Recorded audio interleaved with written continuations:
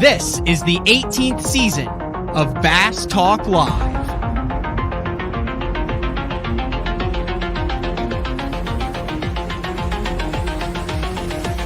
With your host, Matt Pangrath. BTL is brought to you by Lawrence, Bass Cat Boats, AFCO, Strike King Lures, Sunline, Big Bite Baits, Spro, X-Zone Lures, Gamakatsu, The Bass Tank, Denali Rods, and Pro Guide Batteries. PTL, coming at you!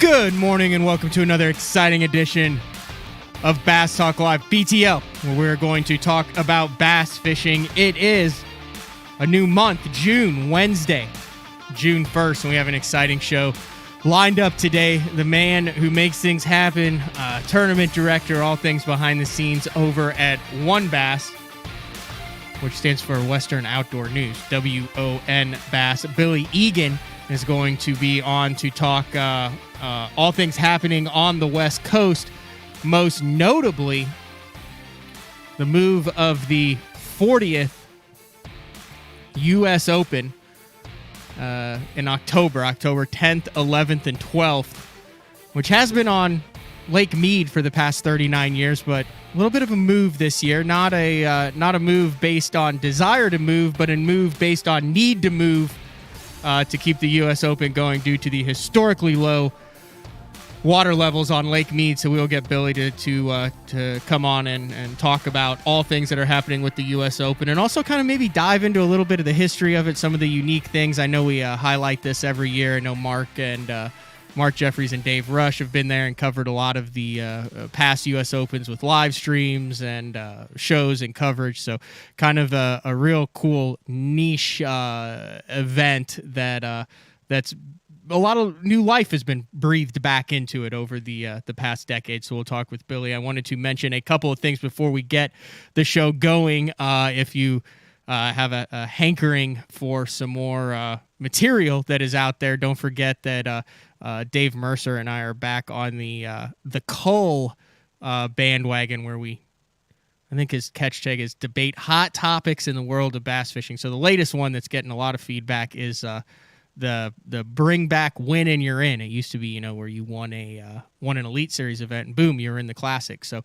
we debate that. So check that show out either on the Facts of Fishing page or on the BTL page. Also, we just did our pundits picks with Andrew Upshaw over on his channel, myself, Todd Castledine, Brad Hallman, and I'm really enjoying doing that. It's kind of turning into chaos every week that we end up picking them, but really like that. The Elite Series does kick off tomorrow on Pickwick Lake. It's a little bit tough, but it should be a good offshore ledge bite. So for those of you who are tired of the power fishing, the flipping, the shallow stuff, the bed fishing, there you go. You got Pickwick. So, all right, let's bring in Billy Egan. What's up, Billy? Thanks for getting up early to join me on BTL this morning. I know it's like 6:30 out there? It is 6:35, yeah, and I appreciate you bringing me in with Mark's tagline, the man that makes things happen. Yeah, he's good at the taglines. Still around, right? Yeah, well, I kind of want to tease this. We might have, in the second half of the show, we might have a little bit of a special guest appearance. It's been 5 full months since I've taken over the show, and Mark has been on pretty much every podcast and fishing show except BTL. So I'm like, dude, you got to at least come in and show your face. We got some good stories. He actually just completely re-landscaped his yard earlier this week, or last week, Billy, because we saw a snake, and then it climbed under it. It was a garter snake, completely harmless, but it crawled underneath his little stoop out, like they pour the cement, but then there's like a little gap underneath, and then Mark got the shovel, and then chaos ensued, and then the snake climbed underneath there anyway. So he's got new sod and all sorts of new stuff out there. Awesome. So we might have a special guest in the second half of the show, but wanted to get you on 40th anniversary of the U.S. Open coming up, and massive news that I think a lot of people on the West Coast kind of maybe expected as it was coming in, but you've had to be a little bit sketchy as to what's been going on with Lake Mead for the last couple of years in the water level. Yeah, it's been, obviously last year we had some difficulties with the launch ramps because the water level's been going down dramatically. And, last year, I think we had 201 boats last year, and which, with Colville basically having 2 lanes, and I think Hemingway across the way had its 1 lane, we were real concerned, and so were anglers, that we weren't going to be able to pull off a successful event last year. And wouldn't you know it, after the Wombass US Open at Lake Mead, when there weren't water level conditions, it was the one year that every single boat was in the water before 6:30. I was literally on the ramp last year, guiding people in, because I like to get down there and just orchestrate, the smoothest launch as possible. And about 6:30, one of the guys came up and said, "We're done." And I'm like, "Yeah, right. There's got to be a line up top of the hill." They're like, No. They're all in. And I couldn't actually believe that we were able to get those guys in. But I guess when you put together a plan and you demonstrate it to them, and they all pay attention and, follow suit, it happens. So we had a very successful 2021 U.S. Open at Lake Mead, with Roy Hawk winning his 2nd U.S. Open, which was amazing and awesome. We had a day cancellation as well because of wind. But going into this year, obviously water level was a big issue. We'd been hearing from the national parks and all their forecasts for the water. But, they only know what they can find out, from an internal service like that. But things have changed dramatically at Lake Mead. And, most people, if you're not living under a rock, have seen some of the things that have been going on at Lake Mead, and the barrels and the bodies, and, just the empty. And I knew that if I didn't figure out a plan, that I'd end up in a barrel myself real soon. So I had to work with the company and the team to do what we think is best for the U.S. Open, because with the 40th anniversary coming up, such a monumental event, it has to happen. It's not like you can just say, okay, well, we're just going to postpone this one this year and have an asterisk next to 2022. And so we partnered with the Laughlin Tourism Commission for our March Laughlin event, which was our first Pro-Am we've ever done at Mohave. We had, I think, 78 our first event. It wasn't part of our points race. We've had 3 events so far this year. And the Mohave tournament, it was so well run because of the facilities and because of the locality of Laughlin and the casinos. And it's literally 15 minutes from the casinos to the launch ramp at Catherine's. And the people down at Catherine's are so willing to help. And just like Colville, Roundtree, I can't thank her enough for over the years of working with her, running 12 U.S. Opens there, having Kim Roundtree and their staff available to help us. But Catherine's is a beautiful facility. Lake Mohave is 57 miles long. It's a big desert lake, just like Mead, but the fish are just a bigger type of fish. I mean, who would have thought that we would have had more weight on a Lake Mohave tournament than we would have at a Clear Lake tournament this year? The smallmouth and the largemouth at Lake Mohave are just beasts. They're big. They're fun to catch. They're spread out just like at Lake Mead, but we had to make the decision, and we were happy that we've made that decision. It's funny. I've been on some different shows, and Kent Brown and a lot of people, explaining what we're going to be doing and where we're doing it. And Kent asked me, he said, "Well, is this year going to have an asterisk next to it?" And I said, "Well, it may, but it's better than not having a tournament at all." The U.S. Open has to move on. It has to happen. And Lake Mohave is going to be a great place to be a transition lake for the meantime until Lake Mead gets its water figured out. Billy, Mojave's roughly 27,000 acres in size compared to Lake Mead. your numbers have been through the roof for the U.S. Open. I mean, you've been capping out, you've been maxing out at boats well before the event the last couple of years. How are 200 boats going to disperse on Mohave, or is it just going to be a totally different style of fishing compared to Mead, where you've got massive areas? I know they group up in certain areas, but I mean, Mead fish is pretty big. Mead does fish pretty big, but again, you most likely see most of the guys in certain areas out there because the fish relate to certain areas and they're not obviously all over the place. You can fish Lake Mead for a day and never find a fish until you find a sweet spot or are able to find the fish. Mojave's obviously it's not as big as Lake Mead, but it fishes pretty big. I don't think 200 boats are going to have much of a problem. There are going to be some areas, obviously, like Lake Mead, where people are going to be stacked up on each other or have to work with each other for spacing and so forth. But it's a beautiful, beautiful lake. It's crystal clear water. In that time of year, October, it won't be too hot.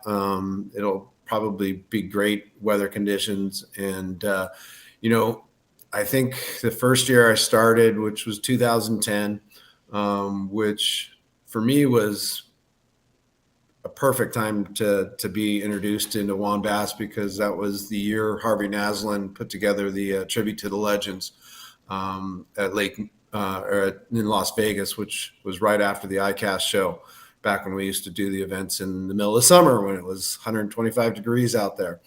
And I had the opportunity to meet Ray Scott, Forrest Wood, Nina, Daryl Lawrence, Johnny Morris, all those guys that were inducted in the Silver Eagles Club then at that event. And I think we had, I want to say 112 boats in 2010, may have been a little less than that, but my dear friend and somebody I met, Aaron Martins, and I bloomed a wonderful relationship at that 2010 U.S. Open. He leaned over and whispered in my ear and really set the hook for me to motivate and get the U.S. Open back to where it used to be. Aaron leaned over and said, "Hey, we need to get this to 200 boats, Bill, and I'm going to help you. What can I do to help you?" And it slowly started gaining traction with our sponsorships growing, with the push that we were putting on for the U.S. Open to bring it back to its grandeur that it started out, obviously in the early 80s, when it used to be pro on pro back in those days. So it started with pro on pro. I think I can't remember the numbers that they had. I think maybe 120, 130 boats, but you had to flip a coin to see who was going to boat you were going to use, and then who got the front of the boat for the first couple of hours, and they switch back and forth. And then I think we migrated somewhere in the early 90s to the AAA, where now we're still running the shared weight format, which we're the only circuit that runs a shared weight format pro-am style. I haven't heard of mimicking it, doing it, other than some of the other West Coast circuits out here, like MLF now and Wild West, but they don't do shared weight. So we're still the only one that does shared weight, which, for those of you that maybe don't understand what shared weight is or the concept of it, basically we take an even number of pros and even number of co's, and we throw them up in the air just like a darts, and when they land, we pair random pros with random co's for each day. And so they'll fish together for that day for their best combined 5 best fish.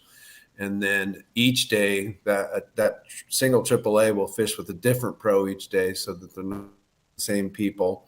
And originally the co-angler was brought in, I think it was by Harvey Naslund back in the day, to kind of be the police for us. It's a lot harder the theory is a lot harder to cheat with somebody you don't know in the boat. So, but it's been a successful format for many, many years. Obviously, this is our 40th anniversary coming up this year.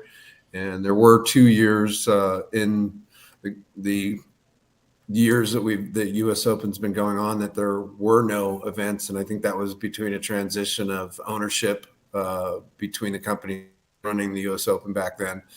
But we couldn't be happier to get this one going. We've really found some great partners out there in Laughlin and with Catherine's to take this year's U.S. Open to the place that I've always wanted to. We're, on a angler appreciation dinner Friday prior to the tournament, where everybody gets to sit down.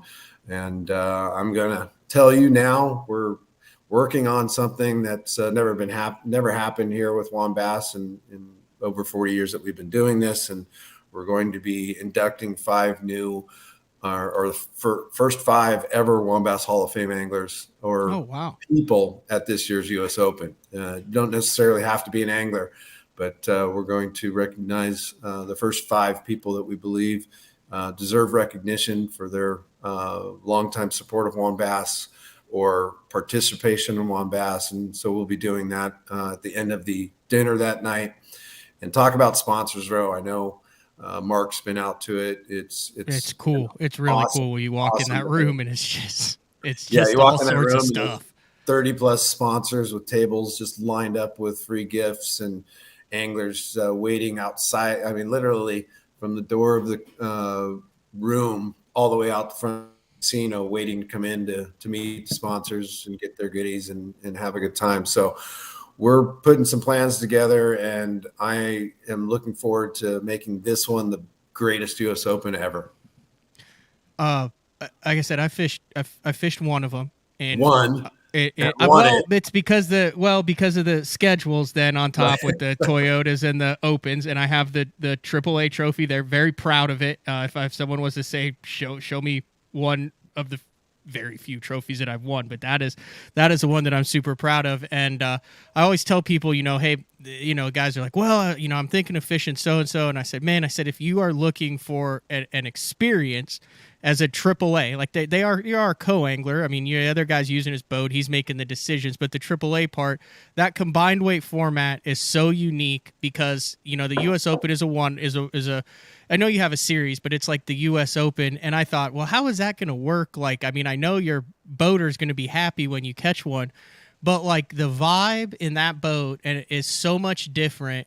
When you catch a 3-pounder and your boater is like netting it and you're high-fiving and hugging each other, and then when he hooks one, it's not like, oh, here's this guy. I mean, like the camaraderie and the bonds that you develop with those guys over the 3 days, and then how fair it worked. Because I'm like, well, what if there's a co-angler who can't even cast a rod and reel and he draws Roy Hawk? Well, it's 3 days too, so you have 3 different draws, and so yeah, you could be leading and not catch a fish, but the fact that it's 3 days, the fact that it's a combined weight, I think it's the ultimate experience, especially if you're from the Southeast, somewhere from like Oklahoma. Like you're walking around going, oh, I've seen that guy, and I've heard about that guy, and there's this guy who's a West Coast legend, and there's like a totally different West Coast vibe. And I think Hallman experienced it, and I know Kurt Dove and a bunch of the guys, Steve Kennedy's fishing, and they're all like, dude, this is such a cool vibe to go out on the West Coast and see all these kind of mythical legends that you hear about all in one place competing for the U.S. Open. So it's to have a chance to fish with them, these people. Like I said, I drew Nick Salvucci and I drew Matt Shura, and I've known Matt Shura from the TV show at Salvucci for everything that he's done out. Like, I mean, a legendary power fisherman. He came back and won, and I don't think that vibe will change because the venue changes. I think that vibe will still be there, and the aura about the U.S. Open will still be there. If anything, kind of heightened because of a little bit of unknown now moving venues. Yeah, it's funny because I always say, we get calls from newbies every once in a while. Hey, I'd like to get into this event. Tell me a little bit about it. Obviously I start off with, well, are you a boater? Are you a non-boater? Well, what do you mean? Basically, are you a pro? Do you have a boat that fits within our qualifications?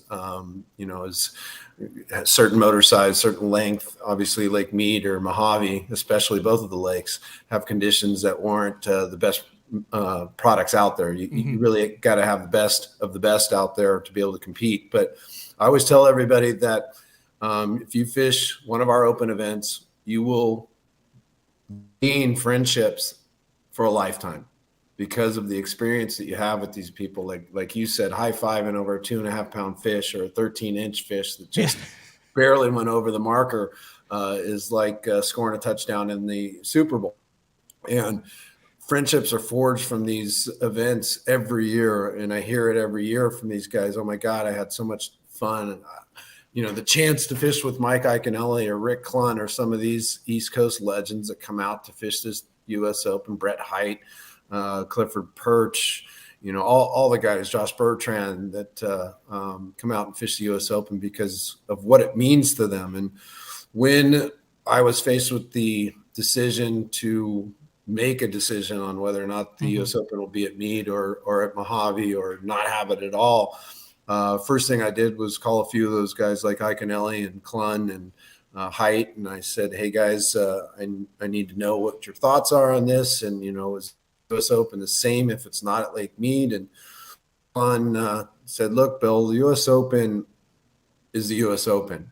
No matter where you have it, it's still the same event. It won't be exactly the same because it's not at Lake Mead, but it's the U.S. Open, and I'll be there." So, and I've been talking to Becky real quick because obviously a lot of the guys really enjoyed the houseboat situation that was down there at Colville Bay. I mean, 10 to 12 houseboats with 6 to 7 guys in each houseboat, and each night having barbecues and some cold ones with your buddies and making new friendships. Iaconelli was blown away this last year at the U.S. Open, and he said he's coming back until he wins one, So it's that type of event where people like Iaconelli, Clunn, Hite, Bertrand, all those guys, if their schedules work out, come out to fish it because it means that much to them. And especially this one being the 40th anniversary, and they want to be a part of what I have planned for this event this year as well. Billy, you've mentioned some incredible names, obviously Rick Clunn. I'm just curious, and you probably out of anybody other than an angler have a better handle on this, but if you were to put together a Mount Rushmore of U.S. Open legends, and there's a bunch of them over the 40 years, who do you think would deserve consideration to be on that Mount Rushmore? I mean, you don't have to pick the exact 5, but I'm just curious. I mean, obviously Rick Clunn, I think would be one, if not number one, because he's been fishing it as many times as he has. He's won it twice. You've got Byron Velvick, who's won it twice, John Murray, Aaron Martins, who started it. And geez, if I had to put one more in there, I think I would have to say, oh, geez. You go a Cliff Perch, a Roy Hawk? Well, Cliff Perch and Roy Hawk, to recently, me, they're more recent. They're awesome, but they still have the potential to win more. They've got many years to go. So I'm kind of thinking the guys that are a heck of a group, though. Not having a chance, or how can I forget this? Mike Folkstead. Okay, yeah. Mike Folkstead, who, by the way, is coming back this year. Really? He's coming out of retirement to fish the 40th anniversary U.S. Open at 81 years old. Wow. And he thinks he can compete. And I know he can.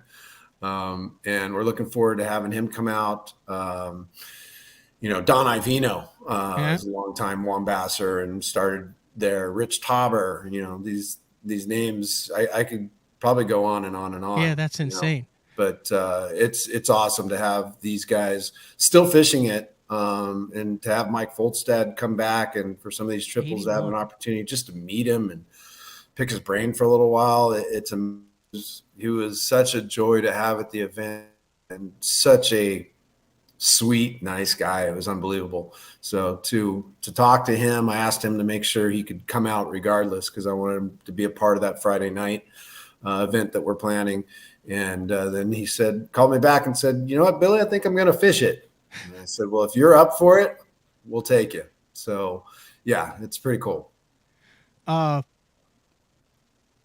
one of the things about the U.S. Open that I always hear are just the crazy stories that go on, that have gone on Lake Mead, like massive runs, going across the bay to get up to Overton and 5 and 6 footers. I mean, one of the smartest things that I think you ever did was, I know the U.S. Open had a run of, however, 30 years plus without ever canceling a day. It was like the Ironman thing, and then common sense took part, because you'd hear about, oh, these guys were out at a rock bar for 2 days after their boat sank in the U.S. Open. And, I mean, there's all sorts of, like going into it as a AAA, like you just hear these legends and stories, like Rick Clunn, like telling his AAA, like, strap it up, we're running 60 miles up this river to flip one little sage bush that's in 3 foot of water, making 2 flips, catching a 3-pounder, and winning the U.S. Open, never making another cast within 60 miles of it, and seeing it. But there's like, it's just in one of the few events that I think that there's like a mystique, an aura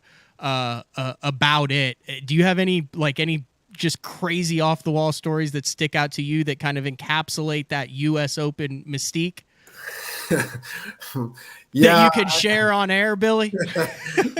There are more than a few. I will not name names, but I mean, the reality is, when I started, the weather apps and the things that are available today that we didn't have back then, and especially running the events in the middle of summer or September, when they kind of migrated to September, where you get squalls that come out of nowhere.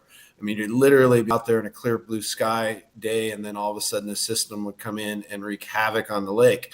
And you had no idea of what the weather pattern or weather situation would ultimately turn into that day. And gosh, the first U.S. Open that I had to cancel a day, it was, Lake Mead didn't really even have any conditions, or, this is where the wind's going to be and we're going to cancel your permit. It was kind of, literally, I remember US Open where we were launching and it was a little sketchy, and the prediction of wind was there. And the only thing you could do back then was take a boat, hold everybody back, drive out to the middle of the basin, look up the channel up there, and make a best guess. Come back in and say, okay, guys, it doesn't look too bad. Here was my suggestion. Lake Mead's huge. You've got the channel there that goes up north into the big basin, and then you've got the lower basin. There's basically 2 areas of Lake Mead, 3 areas of Lake Mead to fish. But I literally told everybody, I said, to go north. There's plenty of fish here. The weather conditions could be bad. We sent the guys out because we didn't have the weather apps that we had today, and it turned into a living nightmare that day. We had a squall come through, and I had a story of a gentleman who broke down in the, I can't think of the name of the cut that everybody goes through to get to the basin. But is it the Narrows? The Narrows. Yeah. Thank you. We got a call from a guy stuck in the Narrows when a squall had hit. There's lightning, rain, gnarly winds going on, and he said that he had broke down. He was in the Narrows.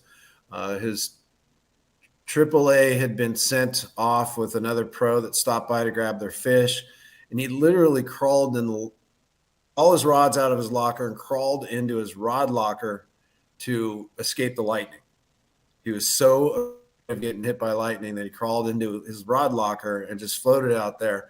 We were able to get another boater out there to go get him and bring him in. But yeah, there's been boats sunk. There's been lots of breakdowns, and we have the Mercury crew come out every year to help put the pieces back together, and other dealers that bring out support groups and stuff like that to make sure that these boats are operable for the next day. And there's been some crazy stuff. Boats that have caught on fire. Just mayhem sometimes. And that's what you try to avoid. And like I said, for how many years was it? It was like the middle of summer. It was like the Ironman. It was like just a sweat box. And then that was kind of a recent transition more to the fall. And I think that has that's been really good for that tournament as far as participation, also in enjoyment level, fish, like the whole 9 yards. I think that's been a resounding positive impact to move it later in the year, right, Billy? Yeah, when I started, it was in the middle of June. I mean, literally, That's brutal. Harvey would place it right after ICAST, and the thought was, and since everybody's out, maybe they'll participate. But a lot of the traveling pros would fly in; they wouldn't have their boats, and yes, they'd want to, but they weren't physically able to do it, or their schedules or their other circuits that they were fishing just wouldn't allow them the time to do it in that time of year. So we slowly transitioned it to, I think, September for a number of years, and the numbers started slightly going up because the weather was a little bit better. It wasn't as hot, and I mean, as we transitioned through the years, or I transitioned through the years working with the national park, they started putting restrictions or extra expenses towards the event by having 2 or 3 ambulances on staff when it was during the hot time of the year, because we were literally, I got a call from the national park after, gosh, it must have been the 2015 US Open. Why did 17 people check themselves into the hospital after the US Open was over for IVs? And I was like, what? Guys would literally fish, drive to the hospital because it was so hot, go replenish their selves with getting an IV at the hospital, and which sent a bell up to the national park saying, hey, these guys are going to the hospital. We've got to do something about this. Now you have to have ambulances on staff, which is going to cost you another $5,000 to take somebody's finger.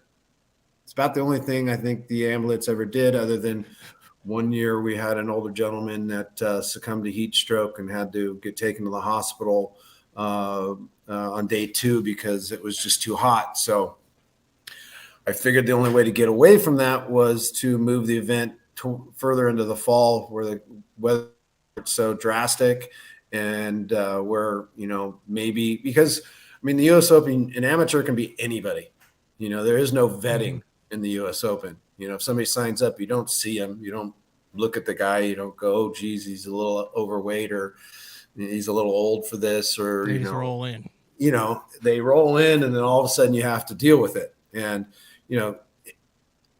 we get all types of people that want to come fish this event because of the prestige of the event and as much notoriety as it gets. And you can't really tell somebody as an amateur, and I'm sorry, you can't fish it. That's part of the whole thing. You have it's the U.S. Open. That's literally it's the U.S. Open. You have to adapt with what you're given. Yeah. So, but there's lots of dynamics, and that's really when the numbers started going up, and then we started selling it out. I mean, literally about 3-4 years ago, the U.S. Open sold out in 2 months with 250 deposits, and which was a great thing for notoriety of the event, I guess, or putting it on the map again. Everybody stood up and said, what? No, there are no events that sell out.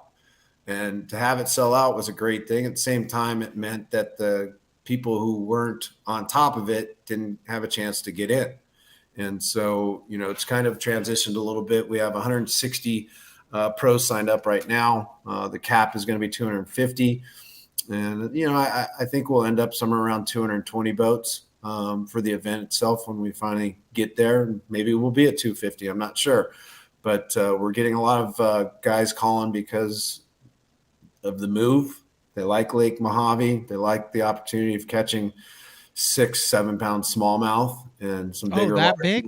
Oh yeah, they're big. They're really big. Really? I mean, I know you said a better caliber of fish, but I didn't know you were talking about like giant smallmouth. There's monsters in there. Monsters. Like catchable monsters, not like Lake Mead where like you hear of the stuff like for the 1 month out of the year where they catch them. Like these fish are catchable. I mean, 5 pound smallies, that's not hard to do. Will they eat topwater there that time of year?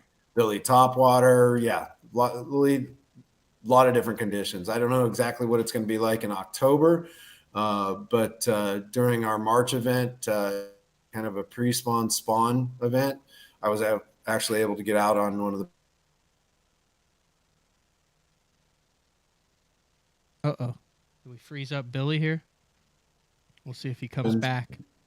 Are we back? Yeah, we're back, Billy. Okay, cool. But sometimes I get an opportunity to go out and fish some of the off-limit areas that I set that the anglers can't fish. A few fish myself, and was able to do that this past March. But in October, I think maybe a little bit harder to catch them than normal, but the guys will figure it out. Well, yeah, it's a U.S. Open. It's not supposed to be easy. Right. And we actually, for the first time, I don't know if it's the first time ever, but put a 2-week off limits U.S. Open. Oh, okay. So that there hadn't been an off limits before, had there? Because I think no, we've never put an off limits on before. But Lake Mohave, I just don't want people going out there and beating it up for a month and a half prior to the event. Nor we did that at Mead. Like when Hallman and I first went, that first one we fished in 18, we went out I was practicing with him, and we were like, "What do you mean this is like the test of the best and the toughest?" We just sacked like a 22-pound bag on the first day of practice, and we go out the next day, it's like a 17-pound bag. We're like, this is easy. They're aggressive.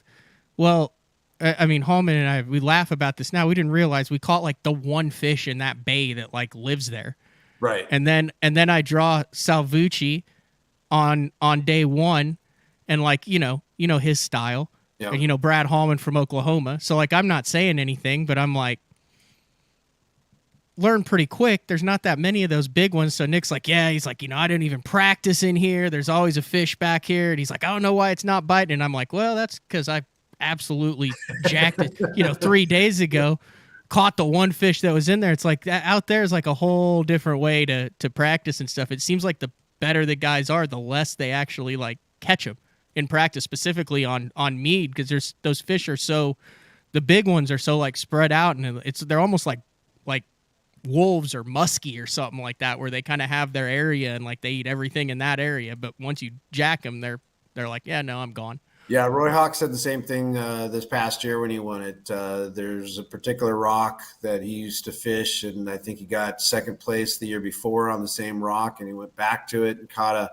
real key fish in last year's U.S. Open, which helped him win the U.S. Open. Obviously that rock was further out of the water, but the fish still relate to certain areas. And I think Lake Mohave is going to be similar in that manner. But, we wanted to give the lake a break. And the other thing is that every time we put a U.S. Open date out there, it seems like nations want to put their championships right in front of the U.S. Open, because they know the guys want to go to the lake and practice on the lake and be out there. And it's not that we're trying to block people, but this year's 40th anniversary deserves all the space and all the recognition that it can get. And to have guys out there beating up fish for, 3 weeks, 4 weeks prior to the event just doesn't make any sense. So there's going to be basically 8 days prior to the U.S. Open that people can fish. If you see my fingers, fish. Quotation marks. Fish. Because there was something that happened at this year's Lake Mohave tournament, which was new, because Mohave and Mead and some of those lakes are managed by the National Park Services. And one of the things that happened at this year's Mohave tournament was, and everybody said it, you're going to be lucky if you get 3 days of fishing out there. The wind is always crazy. There's no way you're going to get 3 days of fishing. That's going to be impossible. Well, prior to the actual start of the tournament, the wind was kind of up and down. And with the national park, they actually permitted our practice days, because we have in our rules official practice. So they had never done that before. And what happened was prior to the March event, they canceled our practice days because there was potential of 35-mile-an-hour winds at some point. So you couldn't even go out during the day. So they called us and said, your permit is canceled for practice. And I said, what do you mean? Never had a permit for practice. I've had a permit for the tournament days. Oh no, we included the practice days as part of your permit. And because there's a forecast of 35 miles an hour or more, you can't fish. Your guys can't fish. And I said, well, wait a minute. So if Joe Blow decides to drive to the launch ramp, put his boat in the water and go fishing, he can go fishing. Yes, he can go fishing. But my guys that are in my tournament can't, because they'd be practicing for the tournament. Correct. They can't go.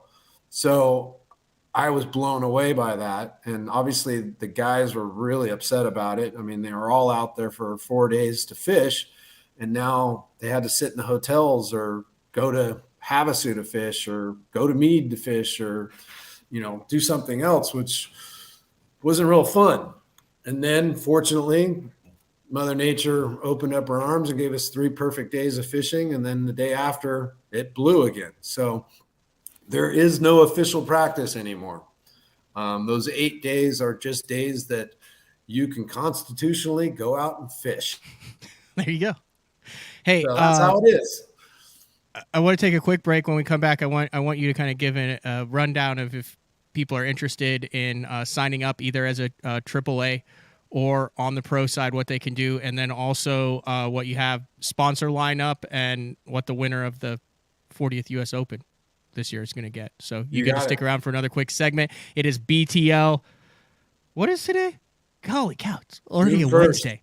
I always get the days mixed up on the holiday weeks. It always feels like a Tuesday, but it's a Wednesday. We are talking with Billy Egan from One Bass, talking about the move of the 40th U.S. Open from Lake Mead to Lake Mohave in October. This is BTL. We'll be back after this. Your key to better fishing this season is Elite FS, now available at a new lower price. Get Elite FS9 today for $9.99, and we'll throw in a C-Map reveal chart, our premium mapping solution, for free. Elite FS works with all state-of-the-art Lowrance sonar, from chirp, side scan, and down scan imaging with fish reveal to high-resolution active target live sonar. Elite FS9 and C-Map reveal. Offer ends August 31st.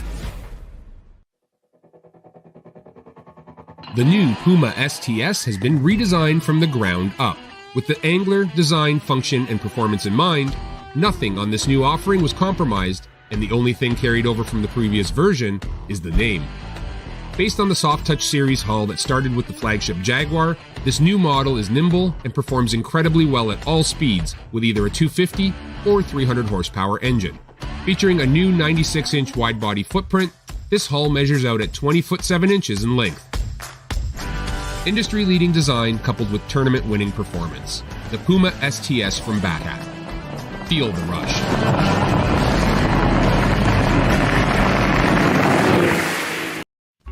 Elite Series Pro Daryl Gleason here. My Pro Guide batteries keep me going on those long tournament days and long practice days. Always plenty of juice, never fail. The best part about Pro Guide batteries, it's the people behind the company. They have over 40 years experience in the battery business, keeping all of us fishermen out on the water longer, catching more fish. Check them out at ProGuideBatteries.com. What's up, Bass Talk Live fans? Brandon Polnick here. And ever since I won a couple Bassmaster Elite Series events on X-Zone Lures, I've been getting a bunch of questions of what makes them so special and different. And really, the truth is, it's in the details. The little details, things like no cheap fillers in their plastic. That gives you more lifelike action, more realistic and vibrant colors. But don't just take my word for it. Go to www.xzonelures.com and check them out for yourself. I've made my living on the water for over 20 years. For 14 years. For over 23 years. I've worn a bunch of different clothing brands over the years. Some companies big. And some companies small. All of them said they were making clothing for us. But none of them knew us. None of them were us. Except for one. Except for one. Except one. AFCO. AFCO. AFCO. AFCO. Fishing isn't part of us. It is us. The KVD 100 jerkbait. 15 different colors. A perfect combination of roll, wiggle, and flash. Increased castability. 3D eyes. Premium black nickel hooks. KVD. Tie one on. Striking lures. Welcome back, BTL, on a Wednesday, talking with One Bass Tournament Director Billy Egan about the move of the 40th U.S. Open. I know you've got, like you said, you mentioned the sponsor lineup that you have where you get there, everyone lines up at the casino and goes through and gets all the goodies. And you've gotten, over the past couple of years, some really good support from the sponsor lineup. But is that the bounty? Would that be called? What is the award, the winner? What is the purse? The What is purse. the purse for the 2022 U.S. Open, Billy? Well, if we reach 250 boats like we have in the past couple of years, not last year, we had changed the payout structure a little bit to pay out $100,000 to first place, plus a Bass Cat fully rigged Mercury boat and motor. This year, I believe it's going to be a Jaguar with a Mercury 250 on it, worth $70,000. So, right there, you're looking at $170,000 plus all the big fish, big stringer options, and other prizes that are brought in by all of our sponsors. We've got Bass Cat, Mercury, obviously, as our title sponsors. You've got Power Pole, who's putting some great packages together for our Angler of the Year prizes. Also, Chance, that's doing some stuff for Angler of the Year. You've got Seagar, you've got Gamakatsu, Phoenix Rods, you've got Berkeley, and all their brands supporting. It's amazing to have all this support that we have from the sponsors for this event over the years, and every year it keeps growing. I just turned on comments and was reading through some of those during the break, and a lot of people are commenting that there's got to be a way. There's got to be a way to keep it at Mead. There's no way you can, that you're giving in too soon. And, I've seen some of the guys who actually live out that way answering some of those comments. There's literally, I have exhausted every effort to try and make it happen at Lake Mead. We even thought about doing it off the beach and other areas that the national park said that would be potentially viable. But they're boulder fields. I mean, trailers will get ruined. And, I see some people saying, well, get some tractors out there and make a ramp. It's national parks. Not how it works. You can't just show up and do what you want out there without major fines and maybe never, ever being able to run an event there again. So beyond pushing boulders, pushing dirt, and making a new launch ramp, there's no viable way to make this event happen. There's just no facilities out there. And I don't think at this time there's only one launch ramp that's physically open right now, which won't be for much longer. You guys pushed it last year. Didn't you have to do all sorts of creative ways? I remember, were you weighing in down by the water or something, and then you had to do the specific, you exhausted every option last year. How much higher was the water last year even than it is right now?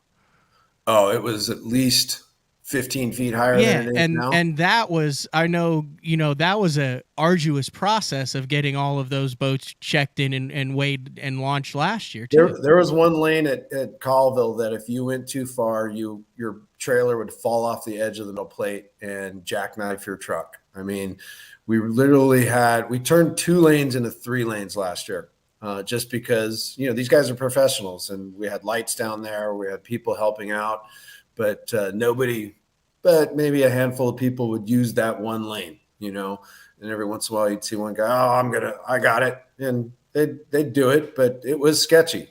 And we literally had to do the weigh-ins on the water because when I put a tournament together, I always look for the weak link. Where is the bottleneck going to happen? Where is the one thing that's going to happen that's going to slow down the process? Because obviously, fish care is our main concern. As usual, to release those fish back, and there was literally no way to guarantee that we could get the boats up to the normal weigh-in area up at the top to do our drive-by weigh-in. If one boat got stuck on that ramp and clogged the whole system, it would have shut down the U.S. Open. So I came up with a plan with Colville Bay. They actually put out a couple extra platforms for us. We put our easy ups out there. We had a schematic that we literally ingrained in everybody's head on how the process was going to work and where you got your bags and where you bumped your fish. And people loved it. It was really, really smooth. And people were like, we got to do this every time on the water. This is amazing. But, it doesn't bode for the best presentation of the tournament and, getting the anglers across the stage and showing them and their sponsors and giving them their moment. So it's just not possible. So the decision was made to make the move to Mohave to have not only a smooth event, but an event where we can get that many boats in and out and weighed in a timely manner. So, yeah. For those interested in more details, to sign up to say it, obviously follow the One Bass, WON, Western Outdoor News, not the number one, WON, One Bass. .com. I'm just saying. I mean, I know it's a thing out there on the West Coast, but I'm just making sure. It is WON Bass, WON, which stands for Western Outdoor News. But I get a kick out of it every time I hear any of the circuits out there, because if somebody comes in with one fish, they're always like, Mark Cruz with one bass. I'm like, they love us. They say it so often. There you go. So onebass.com, it says sign up for the 2022 U.S. Open. You click there on Mohave. And here's the other thing. Your pro entry fee is what, $1,600? It's $1,600 for a pro entry and $600 as a co-angler entry. But guaranteed you fish all 3 days as the the pro, and you just announced what the payout structure is, which that's better than a Toyota or a Bassmaster Open by far. I mean, the return on the investment is pretty strong, even on the AAA side. Right. It's second, third to the Bassmaster Classic, and what the Forest Wood Cup was, and now MLF's championships. And there is no other circuit, especially in the West, that you can earn that type of a payout. We pay out 1 in 5 in our tournaments. So, with 250 boats, you're paying 50 spots, and it's great. I'm reading another comment where somebody says that the U.S. Open's on their bucket list, and I don't know many professional anglers who haven't said that the U.S. Open is one of their bucket list events. There's a number of guys that I've been trying to get to come to the U.S. Open for years that haven't had a chance to come out and do it. And every year I call them, and they're like, Bill, one event I want to do. But even Mr. Van Dam himself, if he didn't think his wife would kill him for putting another event on the circuit, he'd probably be out there. But that's the time of year where he shuts down and has his family time. And I know a lot of the other guys do the same thing. So we just look forward to those who are able to come out here and fish against our pros out here in the West. We've got some big name guys that are out here in the West and dominate out here that, and you guys have seen it, the guys that have joined the elites out there. Look at Matty Wong. I mean, young kid just showed up out of nowhere. So easy to root for, man. I've never seen anyone with such a positive attitude. And he doesn't go out there. I mean, dude, he's living his dream right now, and the exuberance and the joy and just the pure adrenaline that he shows. Dude, he's been a breath of fresh air for the sport this year. Yeah, as I remember, he showed up 2 years ago at the Havasu Open that we do in February, and he was fishing a Bass Nation event the week prior to that. And he called me and wanted to fish as a AAA, and I said sure. So we got him in, and then last minute he's like, "Can I go pro?"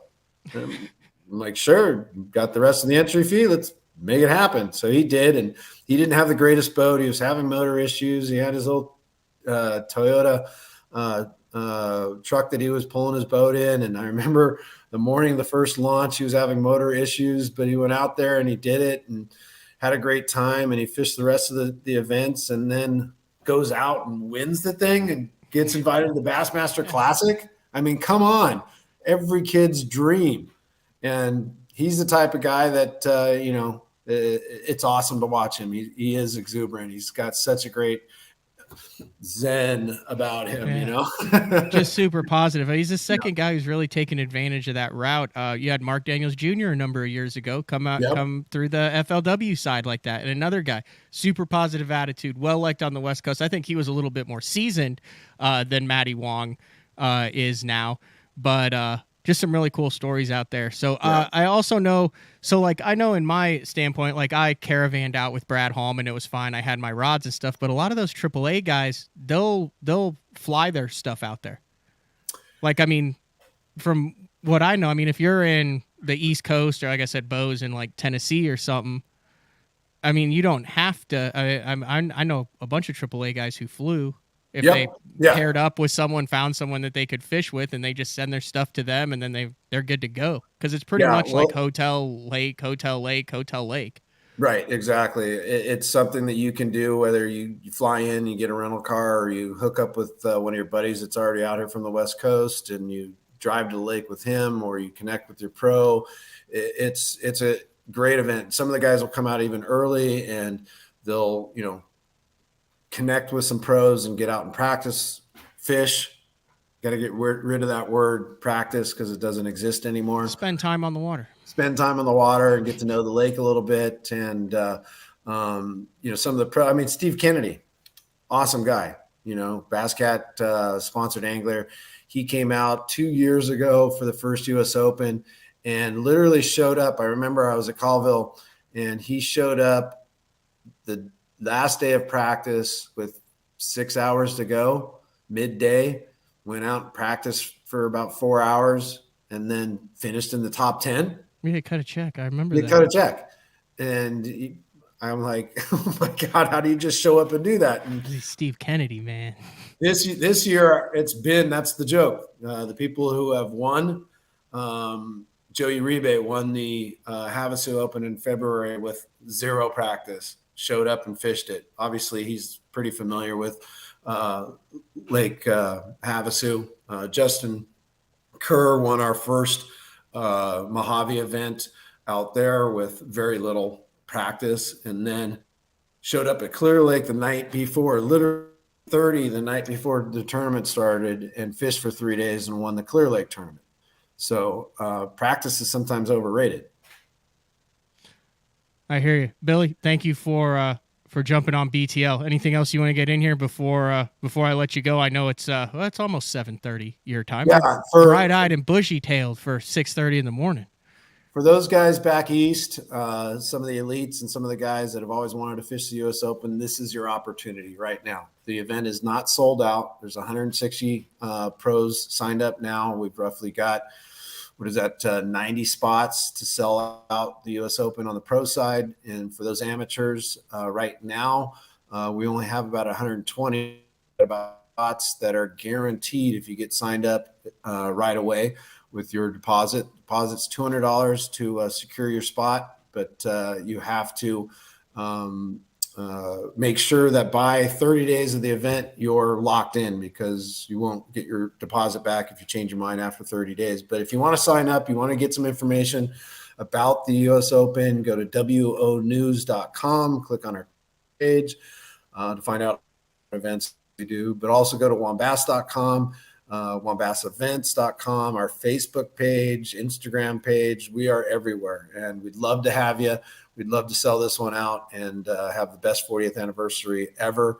And Mike Simons, thank you for saying Mohave is going to shine in October, and that we run the smoothest events in the West. And that's something I pride myself on, and our company does. And we look forward to this event and working with those people out in Laughlin to make this year's one of the best U.S. Opens ever. Good stuff, Billy. Thanks, guys. Thank you. See you. All right. Talk to you next time. That was Billy Egan from One Bass talking about the move from the U.S. Open. And I like I said, I think it's going to be different, but I think it's just going to add to the mystique that is the U.S. Open. Speaking of mystique, there's been a man that, well, I guess that's what happens when you retire. You're no longer in the day-to-day operations. But now he's out of school, and he's re-landscaping his yard. He's doing a lot of work with his bowling balls. But I said, dude, it's been 5 months. I said, you've been on all these other podcasts, all these other shows. I said, you got to at least poke your head in, talk about one of the top 5 fishing days he said he's ever had in his life, which occurred last week. Maybe get his side of the snake story so it doesn't seem so outlandish. But yes, I do believe he just walked in. Head shake, yes or no? You still willing to come on? Okay, Mark Jeffries is going to make his first appearance on BTL in 2022. But first, we're going to reposition the camera, take a break, and we'll be back right after this. It's BTL on a Wednesday. Combining one of the most popular hook styles with Gamakatsu's beefier Superline offering, the Gamakatsu Superline Offset Round Bend delivers the strength necessary to target big fish in heavy cover. Well suited for braided line and heavier fluorocarbon, the Gamakatsu Superline Offset Round Bend is built using stronger superline wire that allows anglers to easily fish a finesse worm around heavy cover. The round band offers a larger bite area, perfect for any worm presentation, while increasing your hookup ratios. The newly enhanced Z-band holds your plastics on the hook longer, reducing the number of pull-offs and reducing damage to plastics. Available in 2/0, 3/0, 4/0, and 5/0, this is the most durable worm hook, designed for heavier lines that hold your bait on longer. Preparation is key to success. And that preparation starts well before you ever hit the water. You're only as strong as your connection to the fish, and your line is that critical connection. Confidence in your line every minute of every day on the water is a necessity, and failure, it's not an option. Sunline makes the fluorocarbon, nylon, and braided lines to give you the strength to guarantee your confidence. Vibrating jigs are a great choice for any time of year, and the Kamikaze Swim-On is a perfect match for any vibrating jig. 2 sizes and the unique tail design gives it a bait fish profile and a great swimming action for realism. There are 17 colors. See them all at bigbitebaits.com. The Spro Little John crankbait has been around for almost 15 years, and it is one of my go-to crankbaits whenever I need a fish in the boat, so you can never have enough new colors. That's why Spro's coming out with a handful of new colors, including Pearl Shad, which has this bleached out white look, but it's got this pearlescent, really pretty. We've got Copper Shad, which looks amazing in the water. It's got that purple flake on the back, really pops in the water. And then if you want some real pop, we've got Sparkle Shad, nothing but sparkles all over this thing. And then last but not least, we've got the matte Sexy Shad, just a really different looking color for a crankbait. So you want to give them a little different look, that matte Sexy Shad is definitely the one to go with. All these colors are available in the original Little John and the MD. The new Android series is the peak of the Denali lineup and offers the ultimate Denali experience. The Android series features 36-ton multi-directional graphite combined with interlock blank technology for added strength. Each rod is outfitted with Royal titanium guides that will not fail. The blank is fitted into an easy-touch, soft-feel EVA foam grip with exposed blank reel seat. This all allows the Android to transmit every movement of your bait and even the most subtle bites. The Android series is the finest rod Denali has ever made and offers an angler the ultimate fishing experience with a limited lifetime warranty. See the full lineup of Android rods at denalirods.com. Welcome back. BTL on a Wednesday. I was afraid that would happen. Dude, you're away for 5. You got to duck underneath the camera mark or else we're going to be out of focus. So I got a what? See how we're kind of out of focus there? That's because you're 6'4", and then when we readjusted the camera... It's good. It's good. It is good? Yeah. Holy cow. This is a show called BTL. It's Bass Talk Live. It's been around. This is the 18th season. I don't know if you're familiar with it. Still got the bumper music going, man. Yeah, aren't you supposed to? Isn't that how you bring it in? Okay. I'm trying to... Do you not bring it in when the... Yeah, but I cut it off quicker. It's all right, man. Well, I bring it in. I like to phase it in. Now. I phase it in because I think it's a smoother transition after you phase in the music. Hey, you're the man. man. How did you do it? You're the man. Did you not do it? Or did you do the exit music and no intro music? No, I did it. I just did it a little quicker than you. It was like 15 seconds. No, it's all good, man. It's all good. You haven't even introduced you. You're already critiquing job, the job that I'm doing. No, on this?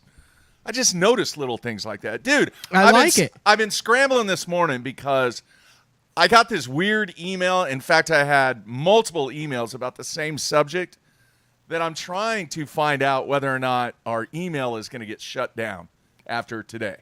What do you mean shut down? Hey, it's like it won't work. They're telling me our email's not going to work unless we do... That sounds like something. That sounds like something sketchy. So I got to call them and find out. That doesn't. But I got plenty of time. That doesn't seem real. Does that seem real to you? I got the same thing. Yeah. Your email relies on the function will no longer be supported after 6/2. Yeah, which is weird.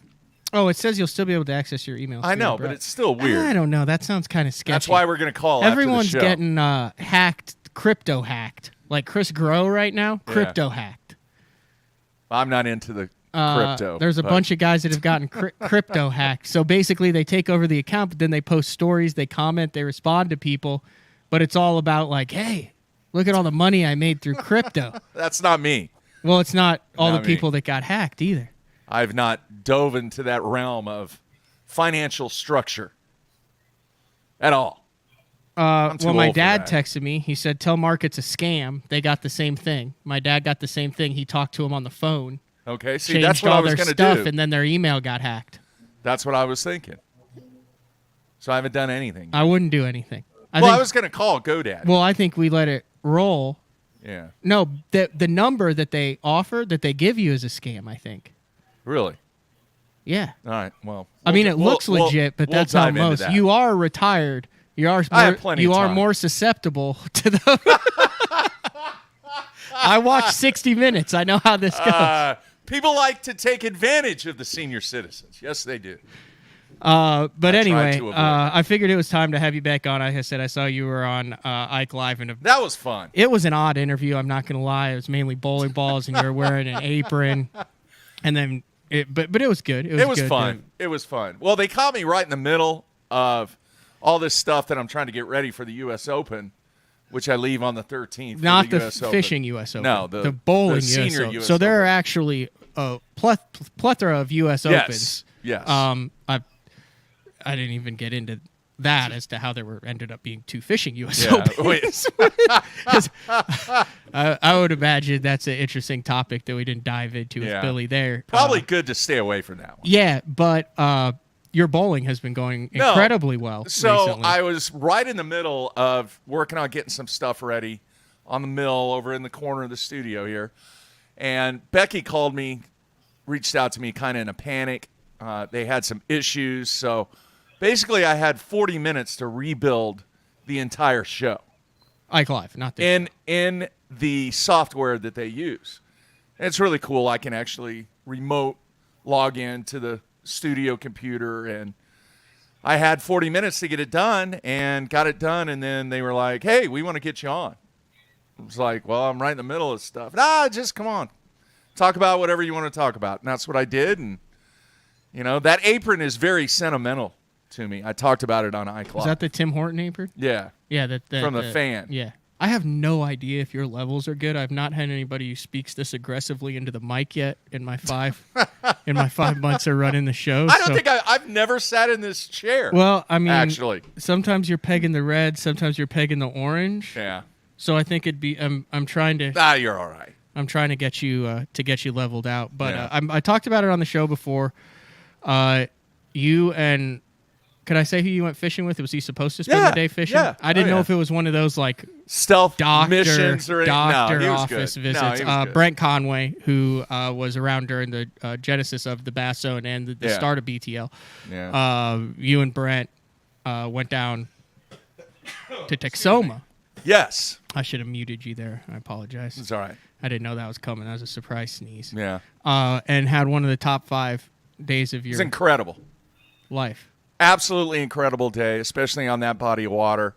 So many people go to Lake Texoma to striper fish. Do you have your phone with you? Yeah. Pull up the.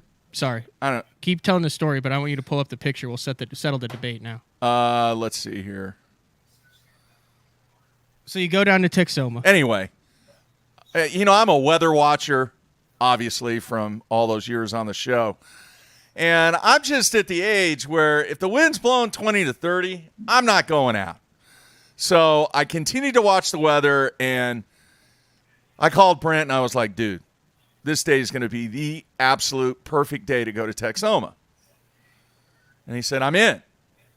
And I said, what time are we leaving? He's like, what time do you think? I said, 3 a.m. He's like, no, that's not going to fly. He said, we're going down the night before, and we'll spend the night down there, and then we'll get up super early because the shad spawn was supposed to be going on. I'd heard the shad spawn was going on, and the boat dock stuff down there when the shad spawn's going on is incredible.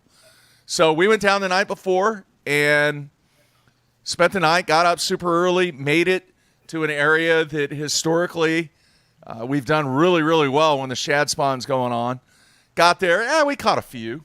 I mean, we didn't catch anything 4 or 5 pounds. It was just a Czar dink here, spook and dink a there. spinner No, bait? it was a spinner bait. It was all a spinner bait. No top water. Wire probably straightened out on it, just rolling through the water. I had the big tag that you always bug me about on the spinner bait. So we caught a few, and we fished this one area, kind of a milk run. And I don't know, we probably caught 10, maybe 15 fish. And I was like, hey, man, let's run over to this other spot. So we run about 5 minutes over to this other area and start throwing a crankbait.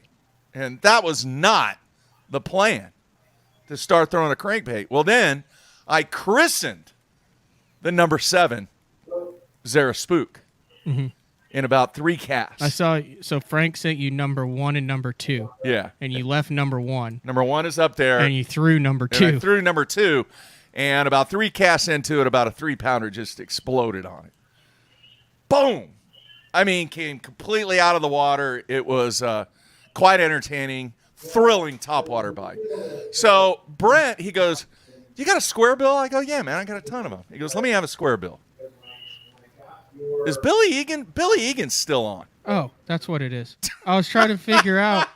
What was going on. Oh, There. that was sorry. funny. That's It sounded like a supermarket, didn't it? Yeah, it was. That's Billy why I was still taking on. my All right. headphones off. Sorry. So anyway, Brett says, give me that square bill. He ties on a square bill, and the beat down starts happening. I mean, he catches probably 10 fish in 20 minutes. And I'm talking That's 4, gotta be an 3, exaggeration. 4, 5-pounders. There's no We could way you call catch Brent. 10 fish in 20 minutes, though. That's It 2 was minutes. unreal. That's 2 minutes. There was especially if they're a that big. specific point that they were just loaded up on. Shad all around it. They were just on this little rock ledge, and it was incredible. So I was like, all right, well, what's the one bait on Lake Texoma? I don't know if you know this. You might. That kind of has a historical, kind of legacy. A flat A. A flat A. So I pull out a blackened chartreuse flat A, and within the next probably 3.5 hours, we just wailed on him. I mean, absolutely wailed on him. And did not see a boat until around noon. Did not see another bass boat until around noon. Pull the fish up. So we're fishing in this one area. We're just wearing them out on this flat A. And Fire Tiger? No, it was blackened chartreuse. Oh, okay. I thought the Fire Tiger was the go-to. Well, yeah, but I threw the chartreuse, blackened chartreuse. Anyway. Deep flat A or? No. Okay. It went about 6-8 foot. All right. 12-pound test line. All right. So I look at Brent and I was Did like, you finally graduate to Sunline, or are you still using the Excalibur silver thread from 2001? Not, what is it, 11-pound or you're the Sunline guy. The cranking line, the purple stuff? No, it's fluorocarbon. Just a sniper. Yeah. 12-pound sniper. Yeah, something like okay. that. Yeah. So I look at Brent and I was like, dude, we're going to go try something that you've probably never done before. He's like, all right. He goes, man, I'm wore out. And it's, 3 o'clock. Still haven't seen, we saw some striper boats, but we only saw one other bass boat. And we pull up on this one point, and he starts throwing that crankbait, and I'm throwing a spinnerbait. And I catch a little dink Kentucky, and he catches like a 3.5-pounder on his crankbait. He's like, dude, pick up that flat A again. So I pick up that flat A, and I catch a 4-pounder. And then, I take it off, put it back, make another cast, and my reel went, whoo, like that. Bird's nest. So I start picking it out. It's pretty easy. Overrun. Pretty easy to pick out. I pick it out, and then I make a cast to obscurity. Start reeling it in. Oh, you caught it on a maintenance cast? No. So I get the reel engaged. In other words, on the maintenance cast. Yeah. Everything's good. So then I make a cast to the opposite structure that I was fishing. In other words, I didn't throw directly down the riprap. I kind of threw out a little bit. Okay. And I start to reel it in, and wham! I looked at Brent. I go, man, this is big. I go, honestly, I think it's a striper. Take a guess what rod I was using.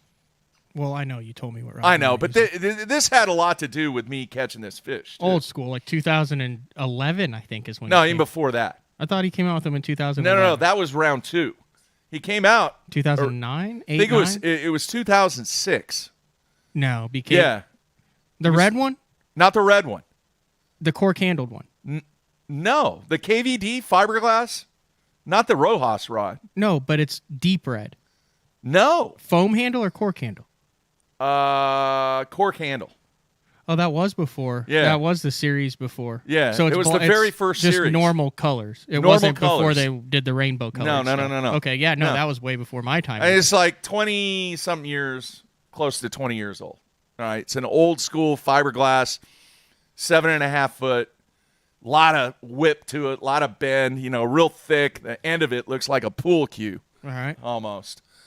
And I turned and I looked at Brent and I go, dude, I said, I got a striper. And we had only caught one striper the entire day. And he's like, well, get it in. And it was ripping off line a little bit, but never did jump. That's why I thought it was a striper. So then gets close to the boat, and then it freaking takes off, and me and Brent look at each other, and we were freaking out. Not a striper. Not a striper. Pull it up again. This thing was big. All right? I don't know if anybody can see it. They probably... Here, let me see there real quick. Here. I'm going to zoom in a little. So you held it down next to your leg. Yeah, but you could see the difference. Can anyone... No. You can kind of see the outline of the fish there. We should have uploaded it. Well, I didn't know we were going to go down this path. Anyway. Okay, so on that second thought, so the first time I saw the fish, I thought 6-pounder. But that's the problem that you run into being 6'4" and robust. Like, I mean, you're in shape still. Yeah, You're in best shape, but you're a big man. Yeah. Like my buddy Kenneth Cox, who's 6'10", he holds up a 4-pounder at Thunderbird, and they're like, hey, do you have to bump it? Yeah. And I hold it, and it, like, covers my body. But Yeah. that fish looked big, so... It was 8.7. Okay. All right, which is my personal best at Lake Texoma. But I'll say this, Matt, and you're right. It was one of the most incredible days that I've ever had on the water from a largemouth / smallmouth / Kentucky bass. We caught the hat trick all day long. It was insane. I will definitely put it up there. I don't think it surpasses, but I will put it up there compared to the date that we had when we absolutely smashed the stripers down there on topwater. That was top 2 days ever because I like to fish topwater so much. But it was an incredible day. It was funny because Brent was trying to land that fish for me, and he was having some issues, and I go, just reach down there and get him. He's like, he's got a mouth full of crankbait. I don't care. Get the bait out of his mouth. I was saying all kinds of crazy stuff. But he managed to kind of wedge him up and push him against the hull, and somehow he got his thumb in there and brought it up. Would you and we were ever freaking consider out. doing a replica? Like, what is your threshold to where, because you do not have any fish. I did it one time. Where's that fish? It broke. It was a replica broke? Yeah. Out of anger? Or? No. It was when I moved from Kansas City back to here during that little What was it? 3. It was a 9.8. So would you ever consider in your retirement high quality? What is the threshold for a replica? Like, what is it? Is it more the story behind the fish, or I think is it so. more the size? I would do a replica of this. Really? And I released it. Dude, 8.7 is a huge fish at Texoma. I feel like you can do better. I can, depending on the body of water that I go to. But how many 8-pounders do you hear coming out of Texoma? Not very many. Not very many. And especially the way that I caught it and the day that we had, I think when anybody gets a replica, it's done for the memory. You're capturing that fish in the moment, and you will never forget that moment that takes place. And that's what a replica does. I've never done an actual mount of the actual fish. Vance Montgomery, you remember that name? Yeah. He does some incredible replicas. So I would consider that. Yeah. You going to? I don't know. I'd consider it, maybe. But guess where I caught the The 9.4. I think it was 9.4. Was it Falcon? No. Texoma. Eufaula, of all Really? places. Practicing during a BFL practice. Well, back then it was Redman. Mm-hmm. And caught it on Purple Haze, Deep Little End, Purple Haze. Down by Bandit the used to dam. have that color, and then they stopped making it. Yeah. I had a friend, fun story there, who he was an herbologist, and he didn't fish very often, but every time he went fishing with me, he would only throw Purple Haze color out of principle. Yeah. I'm serious. He goes, "Hey, you got that Bandit 100 in Purple Haze?"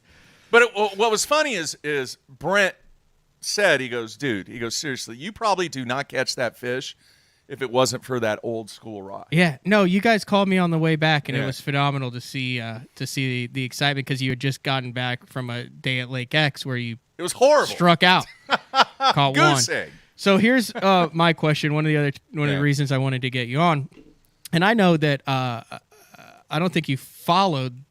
I mean, you probably know who's won. Do you even know who wins tournaments anymore? Do you follow that at all? Or A little bit. But this year has been a resurgence in the Carolina rig. We had I Lee do know Livesey that. win an open on Because I it. talk We've to seen, Frank all the time. Gross. We've seen a bunch of Florida. We've seen a bunch of Carolina rig fish that are either part or all of the winning satchel. Yeah. So, Resurgence of the Carolina rig. And right now is the time. Ask me how times I threw a Carolina rig on Texoma. None. 0. Didn't even have one tied up because it was all about the shad spawn, and then we ended up throwing top waters and the crankbait. And I'll tell you this, man, big shout out to Frank. You know, Frank's like a brother to me. That number 7 that he painted up, and I don't know when it's coming out. Still have no idea, but it was. I don't think he does. It was really, really cool to be able to catch fish on that. Speaking of which, locker room sessions, I know that you have been doing some of the locker room sessions with Frank that you guys kind of got into last year. And that was one of the reasons you were like, hey, you need to tell the people about, and I was like, no, you can tell them since you're not at school anymore. Yeah. So we are, and we have kicked off more locker room sessions, but because of so many things that were taking place in 2021, and the fact that I was still in school, we kind of slacked off just due to the time and the scheduling of trying to get these locker room sessions in. So we're pretty much caught up. If there were any folks out there that I did not contact or leave a message that were on the original list, please shoot me an email, mark@basszone.com, and I'll reach back out to you. But I worked my way through the list on all the people that originally signed up for a locker room session. And for the most part, we're caught up now. We still have a couple that we're booking. So the reason I wanted to come on was we are going to open up on Monday, beginning Monday. We're going to open up the locker room session sign up on basszone.com. And there will be a banner. Just click on the banner. You fill out the form. And then I will be reaching out to the people that submit that form. Do not contact me about this. No. I know absolutely nothing about this. This is 100% has nothing to do with the BTL portion of it. This is a side venture. Yes. With Mark. And Frank. So, no locker room questions headed my way. And it has been so cool I have no idea about this. Listen to these guys. And we even had a couple of team partners do the locker room session. But the coolest thing is to hear the response back after the locker room when these guys go back out on the water and they experience what they've talked about with Frank and the advice that Frank has given them. So it's a unique opportunity to spend an hour, a little bit over an hour, for a very, very reasonable fee. And you're just going to pick the brain, and Frank will get you dialed in on so many things. And it's not just on the water stuff, it's off the water stuff too. And off the water stuff is important now? Yeah. Now it matters. Well, it always mattered. Okay. It just didn't. Just, there's different levels. Okay. All right. But that's what some people struggle with that want to talk to Frank about it. So bottom line is this. If you want to schedule a locker room session with Frank, the form is going to be available on basszone.com on Monday, 8 a.m. Go in, check out the banner that will be placed on the main page of basszone.com. Click on it, fill out the form, and then in all my spare time, I will be in touch with you, and we'll get you scheduled for a locker room session with Frank. All right, can I hit you with some rapid fire? Because I just want to get caught up on anything health-wise from that standpoint. Where we at? Seem to be doing well. My annual MRI on my brain, my head, and my spine is scheduled for a week from Monday before I leave to go to, I think it's a week from Monday. Is that the 7th? I think it's the 7th. Well, today's the 1st, so that's next Tuesday would be the 7th. Yeah, so that's when my MRI is scheduled. Medicine seems to be doing what it's designed to do. Man, I'll tell you this, and I know there's some listeners out there, but I was so sore after that day of fishing on Texoma. And it just, once again, it made me realize all the years that I covered this game from a physicality standpoint, and we've talked about it on the show over the years, the wear and tear that the body takes in catching fish and getting to the fish and everything that is required to perform at the level that you need to perform at to have success, no matter what you're fishing, be it a weekend gig or a week-long tournament or on tour or whatever you're doing. It is imperative that you take care of your body. I mean, I consider myself, even with all my health issues and stuff, I'm in reasonably good shape for a 60-year-old. Agree, man? No, I agree. Very good shape. Very good shape. Beyond decent shape. You're in very good shape. It was brutal. The wear and tear, just the soreness and the joint pain and everything else that was going on. The recovery was okay, but man, that next day you get out of bed and you're like, the whole day fighting fish. Holy muscles crap! Tensed up. You had all that My lactic elbow, acid man, I was from fighting those 6-7 I had pounders. Tennis elbow. Such a flipping problem. elbow. Anyway, but health-wise, doing fantastic. Things to be seem to be very, very well, and gearing up to the next couple of weeks. So there's a 3-week span that's going to be very important. Bowling updates. If people wanted to watch, see the results of what you're doing. Yeah, where does that career path stand right now? The little tour that I'm going on, it's just a 3-event stop. It's actually 4 events, but 3 is going to be on the PBA side. There is a PBA 50 regional that takes place in Albuquerque, New Mexico. Any Albuquerque people who want to show up with signs supporting Mark? No. I'll be there on the 14th and 15th. Can you go watch? Yeah. Could you bring a sign and? No. Why not? Not at that. Why couldn't you? That's just a regional, you can't, man. You can't just walk into a bowling alley for a regional? You can. So you would be embarrassed is what you're saying I'm if someone not saying came that. and was like, more. I have someone no was like, idea. I've had never a been turkey. to this. Isn't that what it's called? We actually talked about bowling groupies on the Well, they wouldn't show. be groupies. They would be BTL listeners who want to go support you in Albuquerque. Yeah. Yeah. What are the dates of Albuquerque? 14th and 15th. It's a Tuesday, Wednesday. And what bowling alley is it? I don't know. I didn't. Oh, it's lot. Gary. It's Gary Skidmore's lanes. I think good it's old like Gary Skidmore. Gary. He's a legend. Okay. All right. So from Albuquerque, then I go to Lubbock, Texas, for the U.S. Open. U.S. Open begins. The senior U.S. Open? Senior U.S. Open. Okay, so that's when people could go watch. Yeah, the coverage is on bowltv.com. BowlTV. What are the dates of the U.S. Open? It starts on Saturday. The 12th or the 19th? No, that June? June 12th. No, the next week. 19th. Yeah. That's a Saturday. Oh, so the 18th. But that's in Lubbock. That's in There's Lubbock. probably more listeners around the Lubbock area than Albuquerque. Probably so. What do they have? Elephant Butte? Is there New Mexico's options I have right no now? idea. I think it. Elephant Butte. Yeah, that might be it. I don't know. Not too many professional anglers out of New Mexico. So U.S. Open in Lubbock, and then the following week, another PBA 50 stop in Odessa, Texas. So it's Southwest. You're going to be the Tex-Mex is going to be flowing. I don't know about that. And then 4th of July weekend back to the metro area of Dallas-Fort Worth for the what is it called? The Firecracker Senior Open. Oh, very nice. I just realized also with this, you can see that I don't have shoes on because pretty much the only interaction.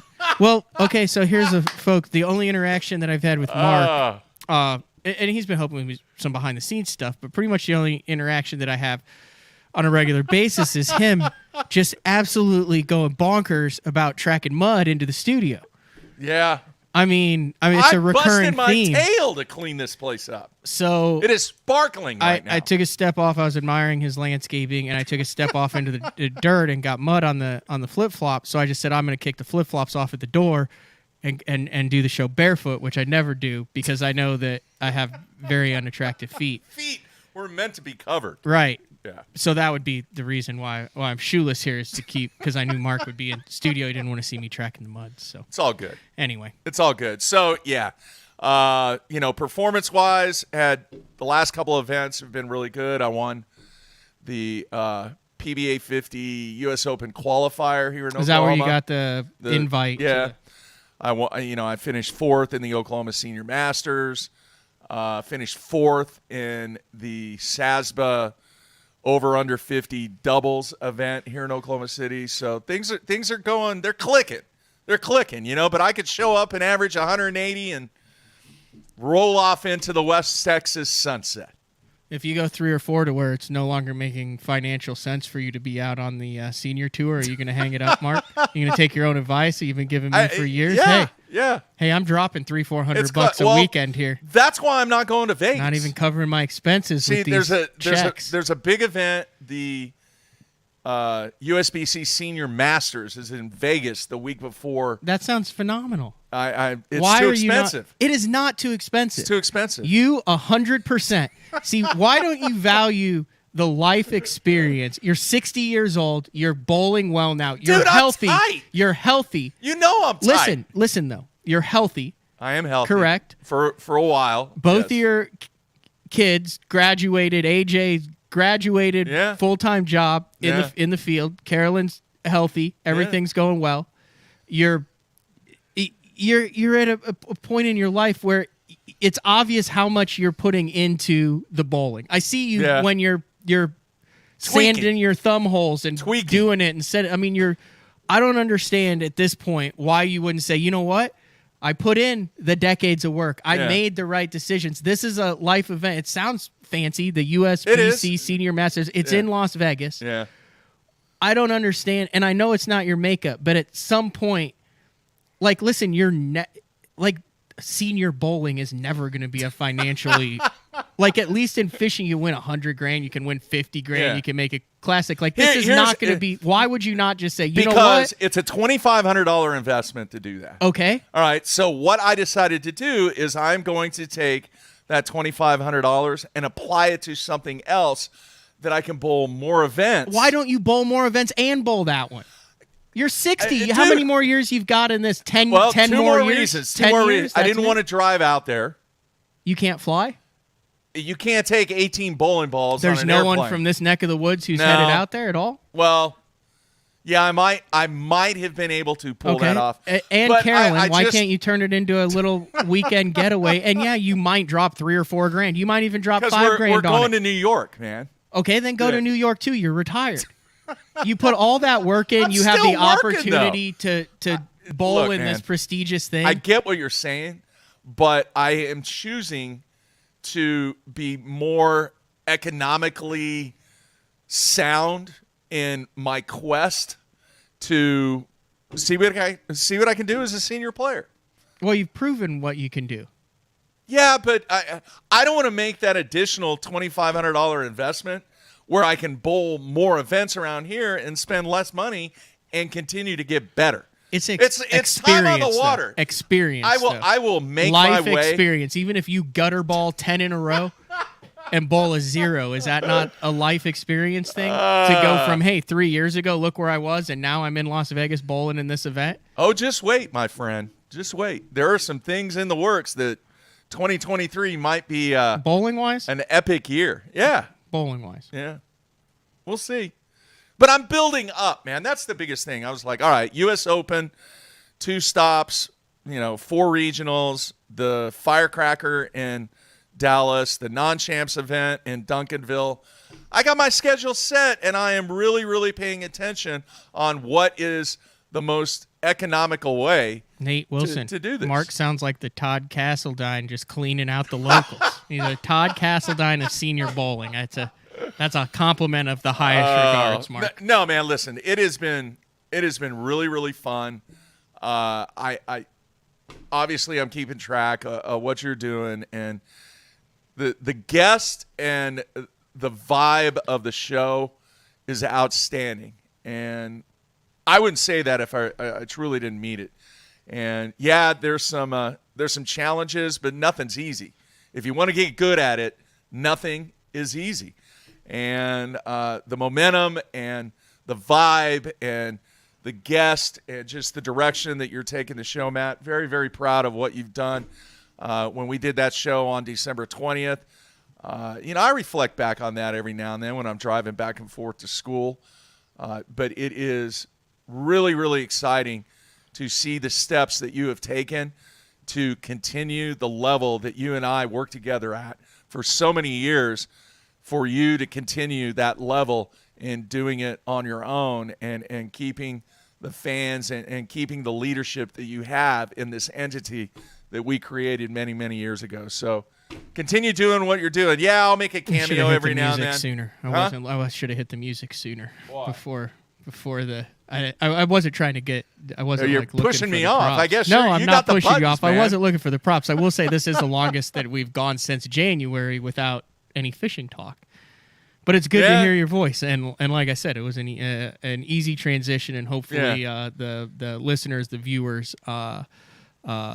So should I? Do you want me to come on after June? Because June is the month, man. So here's what June is the month. Here's what I would like to do, Mark, going forward. Obviously, you have a welcome seat in the Bass Hunt studio at any time that you want to, and now you're putzing around here more retired. Like I said, you're resodding. Well, that's because school's out. Resodding stuff, working on the bowling balls. But I would like to either kind of maybe monthly or bi-monthly catch up at your adventures. Like I would like to maybe check in with you while you're throwing a Carolina rig on Texoma or at the bowling alley or at practice or at school, and kind of turn it into a where in the world is Mark Jeffries feature we can do that. in his retirement, whether it be Albuquerque or Lake X. Just a little check-in segment. Yeah. And during that segment, you'll know what day it is. But I would like you to do some homework, possibly leading up to it, and give me one business-related, something going on in the world of business that may or may not be loosely related to bass fishing. Okay. Because I do know that there are a lot of listeners who grew up with that element, the anything else we want to talk about element. Yeah. And I think you're the only one who can actually do that to some extent, but kind of a weird and wacky business deal. But kind of maybe once a month, once every other month, just a segment from wherever you are out there in the world enjoying your retirement. Yeah. Are you willing to do that? that? Yeah, we'll do that. We'll do that. And next year, exciting year. There's some stuff in the works for me that if it comes to fruition, it will be an epic way to close out the book on Mark Jeffries. Not that I'm going anywhere or anything like that. I'm just saying, you realize that when you get older, you're checking the boxes off. And I feel like the this would be USBC a cool Senior thing. Championship in Las Vegas should be a box that you check out. It will be on the list for next year. If you are struggling, and I believe the course started today, I did have a mental coach, Katie Gruber, on the show, who has an angler's mindset program. I'm sure she could tailor that to bowling. My mental game has totally changed. It's a three-pronged attack. The mindset attack plan, stopping the spin-outs and winning now. Yeah. KateGruber.com. I'm doing good on the mental side. Okay, I'll just say. But I appreciate that little token. All right. Last thing, and then you can do whatever you need to do to close things out. Thanks. Once again, please check out the Bass Zone on Monday for the locker room with Frank Scalish, and that information will be there. The other thing I wanted to mention too, I have two things. And we can go as long as we want because I just remember this. Oh, we can? Yeah. When are we going to have our one-on-one? Whatever you tell me to. You pick it. You pick the lake. You pick the time. You do whatever. Put any, call Jason Christie, call Jeff Reynolds, call Ed Barton, call whoever you want to, call Brad. What's your record again? What are you? 8-1? I'm 11-1. Okay. All right. And if you had to pick a lake right now, where would you want to go? If you were to pick. You know what? I've been so involved with BTL and the podcast and the new house and working on get everything together. I don't even know what's going on right now. Locally? Yeah, I really don't. Well, 10 Killer's way up. You did know that. Dude, it was 30 feet up at one time. You had no idea about that? No, wow, you are off the grid. Wow, you follow us up 8 feet, 9 feet, 10 I knew feet? it was up because they had a BFL there when it was coming up that was awful. 2 BFLs, I think. Yeah. Like I said, you pick it, I'll be there. Okay. All right. Preferably not on a Monday through Thursday between 8:30 and 10 in the morning. I'm kind of busy during those times. Yeah, we may have to work that out. And then it can't be in July because I'm literally gone the entire No, month that's of July. fine. July, it's too hot anyway. We'll have to get it knocked out when I get back for my little tour. The second thing is are we going to do our striper thing again this year? Yeah, that's an annual deal. Because I was looking at the photos, and that trip that you and I went on was in June. Mm-hmm. And if it wasn't for that one dude, say, hey, man, why don't you go ride over here? We took my boat last time, right? Yeah. Yeah, we'll take my boat again. Okay. I need to get it dialed in again for All right. the next string of opens. All right. Is that it? That's it, man. Is that acceptable music intro? Yeah, things are going really well. I want to thank everybody that tuned in. It was fun doing Ike Live. Is that smooth enough, bringing in the exit music? You got it, man. You're rocking it. How loud do you go there? It can never be too loud. I should have had some heavy metal for you coming in. Anyway, folks, that is Mark Jeffries Thanks, making guys. his return, first appearance back from. Just hang tight. You don't have to get up. You wait till the show closes. Yeah. Making his first appearance on BTL since his retirement on December 20th, 2021. Also want to give a big shout out to Billy Egan. One Bass. If for more information on the U.S. Open that has moved to Lake Mohave, go to onebass.com. Frank Scalish tomorrow. Last week we did gizzard shad. Tomorrow, the redfin shad. Day 4 with Frank Scalish. This has been BTL on a Wednesday. We'll see you guys tomorrow.